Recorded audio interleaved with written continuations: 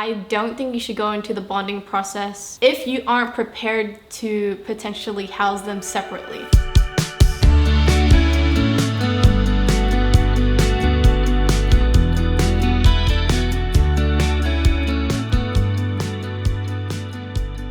Welcome back to my channel. There are some whack opinions out there about rabbit care, but I saw something really whack today.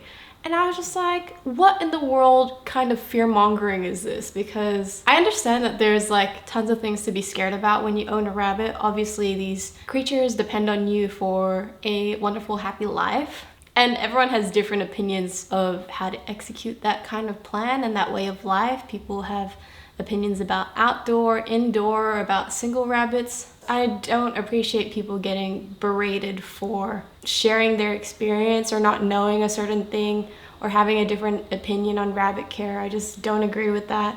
Because I have my opinions and I've learned them from experience, as well as other people. They have different experiences, different rabbits, and their rabbits' personalities aren't like anyone else's. The opinion that I saw was that they said, I don't want to get a second rabbit because I'm afraid of one day coming home and the other one has killed the other one.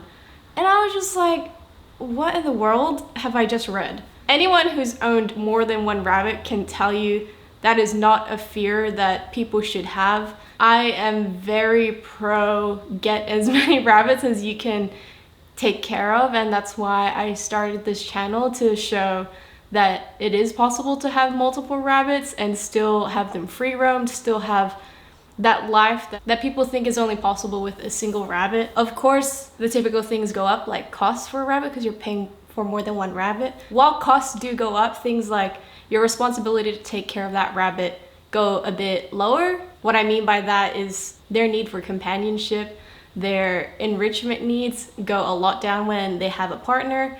Also, they're just a lot less stressed and they find comfort in being together. They go to the vet together, and anyone who owns two rabbits will know that one rabbit will be sleeping peacefully, like completely knocked out, complete comfort, complete bliss, and they're just flopped out on the ground. And usually the other rabbit is like sitting up, just taking care of the other rabbit, watching out for any dangers. Single rabbits have to be a lot more alert. There are rabbits who are capable of living alone. I just would not recommend it as a starter, but I also would not recommend getting two rabbits if you have not done your research, if you don't know how to bond, if you don't really know what to expect. I just want everyone to be able to experience rabbit care and be able to own a rabbit and know the joys of owning a rabbit and their specific quirks as owning them as a pet, because I think they're so wonderful to have at home. I think they're great pets. And while I do say a lot of the realities, and that's just for expectation management, honestly, like I don't want people to go into it thinking like it's all sunshine and rainbows, your rabbit will just, you know, not be a rabbit and just kind of be there as an accessory for you. They poop everywhere, they pee everywhere, they chew your stuff sometimes. Bonding isn't always a happy experience, but there are a lot of joys with having bonded rabbits. I mean, you could even see, like, whenever I have bunny cam on, the only thing that they do is cuddle the whole time, the whole video, and they will do that the whole day. They'll go everywhere together, and I just can't imagine them being separate now. Although I did have such a difficult bonding experience with all of my rabbits, you can see now that this companionship is irreplaceable. And I know that single rabbits are able to live happy lives, but again, a lot of their social and enrichment needs falls on you. You need to be able to entertain your rabbit, keep them from not being bored. You need to spend a lot more time with your rabbit. I would not recommend a single rabbit if they live outdoors. Definitely not outdoors, because they will have no one to interact with. They'll always be constantly on edge. I think single rabbits can live happy lives indoors with human companionship, but I don't think it compares to a bonded pairs relationship. I don't. And I don't think you should be afraid of your rabbit killing the other rabbit. I don't think vets would recommend bonding your rabbit with a partner if it wasn't safe. And I do think those are rare, extremely rare cases, and I don't think people should be fear-mongering people about coming home to one dead rabbit and then one just, you know, living its happy life. That's not how this works. I'm very, very, very passionate about, you know, giving rabbits the happiest life possible, and I think that's only possible when they have a bonded pair or a bonded group. When you're bonding rabbits, never ever bond or try to bond rabbits who are not desexed. They are extremely aggressive, and that's when you will get the most serious injuries, is when you don't desex your rabbits. Desexing your rabbits significantly decreases their aggression. It helps with their litter habits. It also stops a lot of territorial behaviors, such as territorial peeing when they spray their pee around, which is really nasty and you don't want to deal with that. It also decreases their territorial pooping. So if you're having trouble with your rabbit pooping everywhere and they're not desexed, you should really try and get them desexed. Desexing your rabbit significantly decreases the two main factors of why bonding doesn't go right, and that is aggressive behavior and territorial behavior. Territorial behavior and aggressive behavior significantly decreases when your rabbit is desexed. So do not bond your rabbit if they are not desexed. I know that rabbits, when they're younger, they are perfectly fine spending time together, especially if they grow up together. Ash and Milky grew up together, they were babies, but as soon as their hormones kicked in, which was when they were teenagers, that's when all the problems started to happen. So I think you should anticipate that time coming, because they will fight and they will injure each other if you don't separate them before their hormones kick in. I understand that desexing is really expensive. I think it's upwards of like $400, especially in Australia, which is why I recommend adopting rabbits. They're usually always desexed already.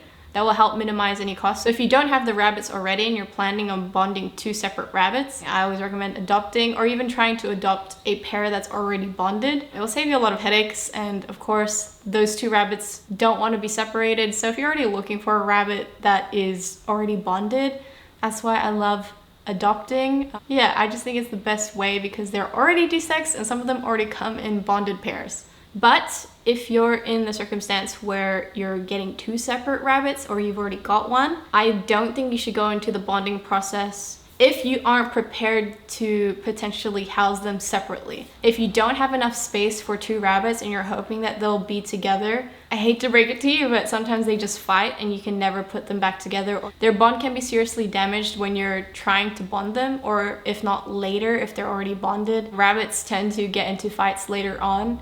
It's not a common thing, but it does happen. Every time I got a new rabbit, I was happy to house them separately if that was the case, that they never bonded. I remember when I got Cookie and Milky and Ash weren't getting along with him, I just housed him in my bedroom. I had all the complete setup there, the litter box, the water, the toys, and then I had a fence in between them, and Ash and Milky were in the living room. It's a reality that you have to come to terms with.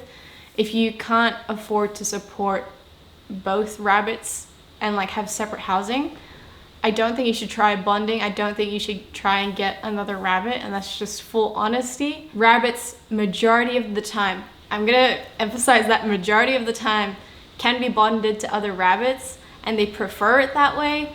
But in the rare case that your rabbits aren't bonded or something happens in the bonding process, you have to be prepared to house them separately. For the longest time when I had my rabbits, I was housing them separately. I didn't even want to retry the bonding process. There were times where they'd fight and I would just need to separate them. It's just that simple. It's all about their safety in the end. Yeah, you always have to be prepared to have two completely separate setups, which I always do. I always have extra gates on hand, extra litter boxes on hand in case I need to separate them. Another thing you have to think about with the bonding process or thinking about bonding rabbits is that you have to be prepared to rebond your rabbits. Yeah, there are just certain times in their bond where they will fight, whether it's over food, over toys, over new territory, over maybe like an illness. But that doesn't mean that their bond is destroyed. It's just like people, you have arguments, they just need time to sort it out.